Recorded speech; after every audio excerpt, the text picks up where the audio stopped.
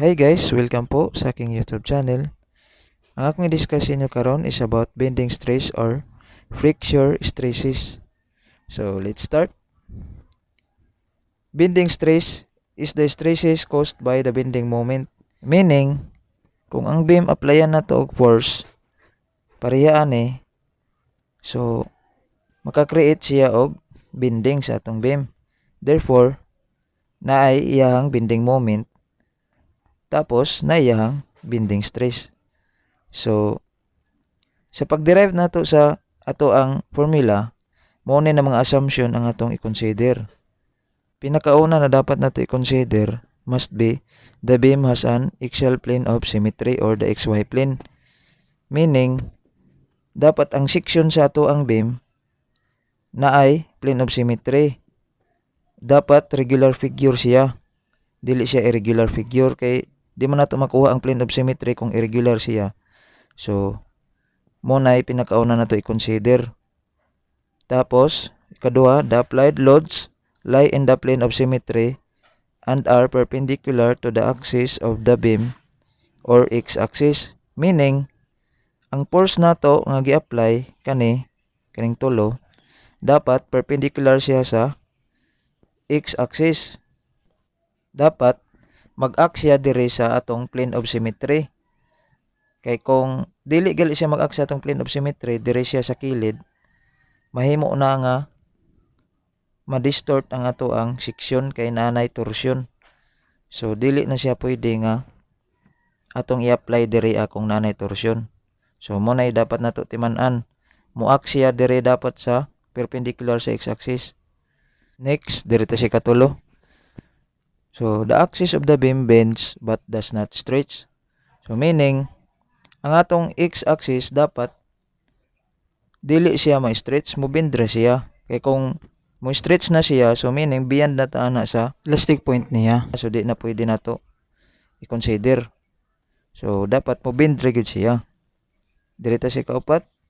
Plane sections of the beam remain plane, do not warp, and are perpendicular to the deformed axis of the beam. So dapat ang iyang plane sections, muna kung giingon sa inyo gaina na dapat dili mo distort, dili mautro ang iyahang section. Kay kung mautro-utro na siya, so dili na nato ma-apply dire ang formula nato nga atong i-derive unya. So dapat as is ra siya. Change in the cross-sectional area of the beam are negligible. So neglect na nato tong katong mga distortion or iyahang change sa cross-sectional area kay ang ato ang force along man siya sa ato ang plane of symmetry. So wala gyud siya mahitabo na torsion, i-neglect na to nato. So mao to siya tanan ang kinahanglan nato nga i-consider sa atong pag-derive mo na mga assumptions. Tapos diretso sa conclusion, each cross-section of the beam rotates as a rigid entity about a line called the neutral axis of the cross-section. So dapat ang atong cross-section sa beam rigid siya, dili siya ma-distort, dili siya ma-utro-utro. So as is ra siya. Dapat mo rotate siya sa ato ang neutral axis. So ana siya din mo rotate. So ako nang itudlo sa inyo kini, mo na siya ang atong neutral axis sa beam. So dinha ra mo rotate ang ato ang cross section. So mo ni siya ang kinahanglan nato na timan-an. So direta sa derivation. So mo na ni siya ang katong beam nga atong gi illustrate kay ina. So mainani na siya nay tulo ka force nga nag-act or tulo ka load. Force 1, force 2, force 3. Tapos, after sa deformation, mainani na siya ang ato ang beam. So, makita na to na bending na nahitabo. So, diri sa before deformation, ang atong beam, kung magputol ta og strip diri sa beam na to, gamay, kuha na tong strip diri. So, wala pa man siya deformation. So, inani pa ang iyahang porma. Rectangle pa siya. Diri sa after deformation, So na may deformation, makuha tag strip diri gamay. So main ani na siya, nanay ni curve na siya gamay, ni bend na siya gamay. So gamay ra na siya guys. Kung sa reality ana gamay ra na siya. Ato wala man gipadako diri para sa pag-derive. So mag-start na ta. Is equal to r theta. Di ba mao ni ang atong formula sa arc length? So kini atong gamiton karon sa pag-derive nato diri sa deformation. Next is mogamit og formula sa strain. So strain is equal to final length AB prime, kini mo ni siya ang final nato, minus initial length nato na AB diri sa before deformation kani, over initial gihapon nga length AB. So mao na ni siya ang strain nga atong nakuha karon sa before and after deformation. So inani na siya. Mogamit ta karon og formula sa arc length sa pag-substitute nato diri sa line nato sa AB prime. So r theta man ang formula sa arc length. So dire ang tawin ninyo sa AB prime.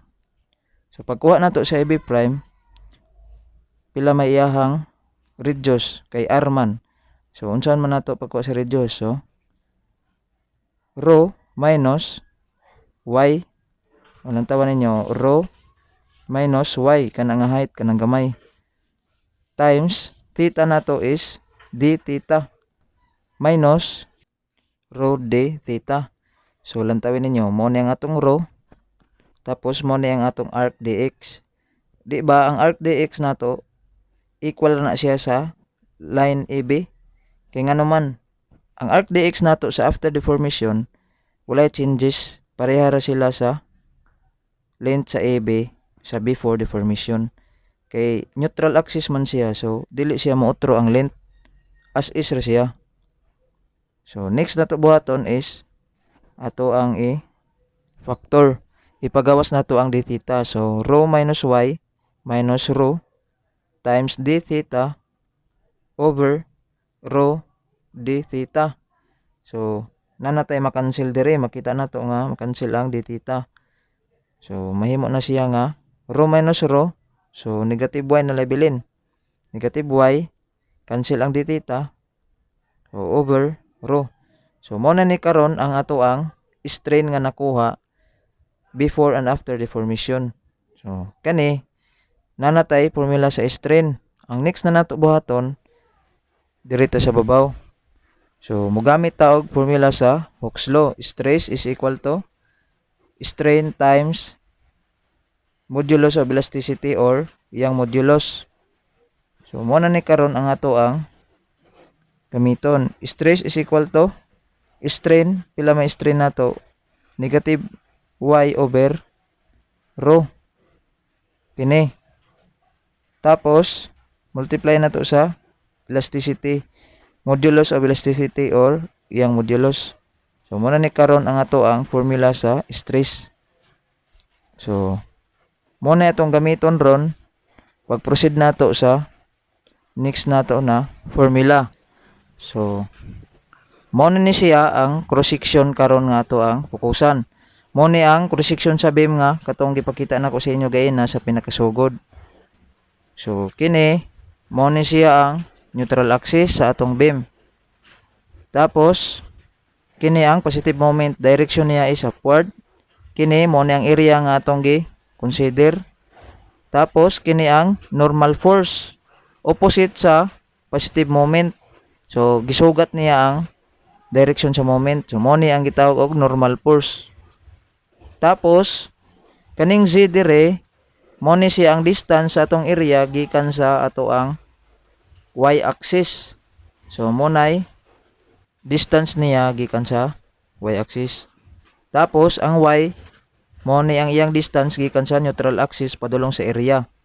So kini mo maning neutral axis. Tapos ang c nato is gikan sa neutral axis padulong sa outermost part sa ato ang beam.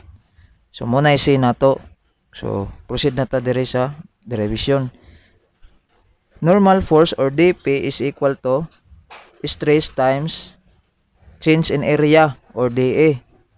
So dP is equal to, substitute nato tong formula sa stress nga atong nakuha gayna.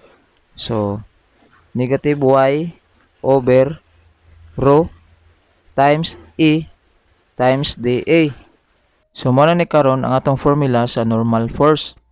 So, kining negative dire, nag-indicate ni siya og compression. Since ang ato ang gi-consider na area na sa babaw sa neutral axis, so naay compressive stress dire nga nahitabo.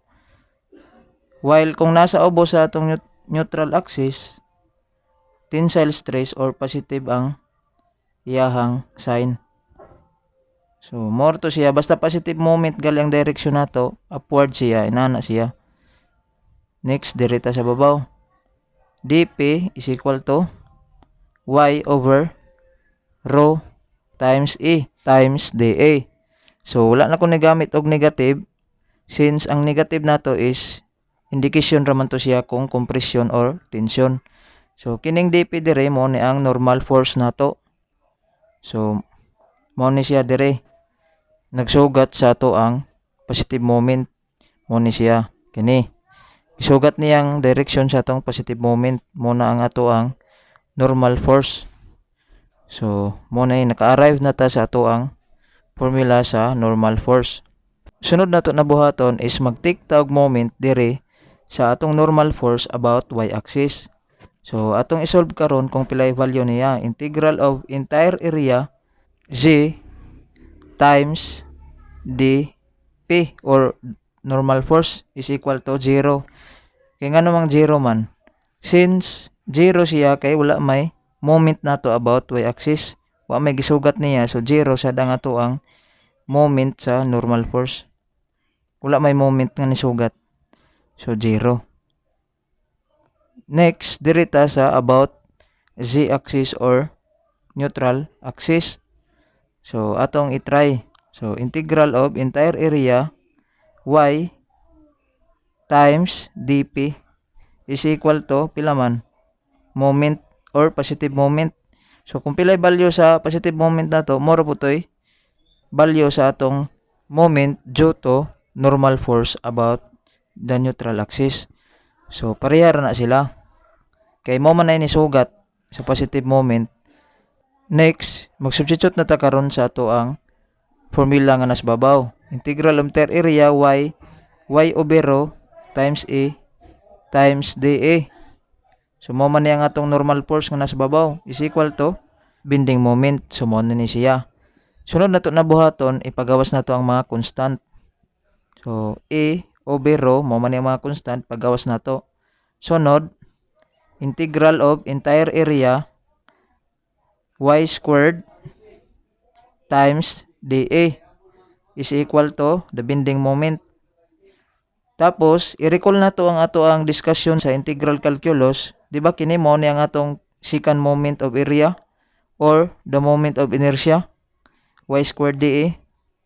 So, substitute na to, mahimo na siya nga dirito sa babaw. A over rho. Tapos, times I or moment of inertia is equal to M or 1 over rho is equal to M over EI. So, mao na ni karon ang ato ang formula nga gitawag og moment curvature relationship. So, mao na ni siya. Next, gamiton na to ang formula sa Hooke's law gaina. Di ba naka-derive na ta? So, negative A over rho times Y mao man ni. Atong i-substitute karon ang katong na-derive nato sa moment curvature relationship. So, stress is equal to negative A times M over EI times Y. So, makita na to dire na ay makancel kining A. So, mahimo na siya nga stress is equal to negative M Y over I. So, mo na ni ang formula nato sa stress karon. Since negative siya, so, compressive stress na siya. Kay negative man. Compressive stress. Kung positive siya, mahimo siya nga tensile stress. So mao ni siya. Positive M Y over I. Mo nang gitawag og tensile stress. Sunod, sa pagkuha nato sa maximum stress, equal na siya sa maximum moment. So maximum sad nga moment ang atong gamiton times C over I. Ang C nato dire mo ni siya ang distance nato gikan sa outermost part sa atong beam padulong sa neutral axis. So mo ni siya ang atong formula. Tensile stress kung positive, compressive stress kung negative. So mao to siya guys. Tana na inyong nasabtan sa atong discussion karon. Kung na inyong mga pangutana, mag-comment ra lamang mo sa ubos. Or kung na inyong mga suggestion kung unsa nga topic ang atong i-discuss sa sunod. So salamat kayo guys.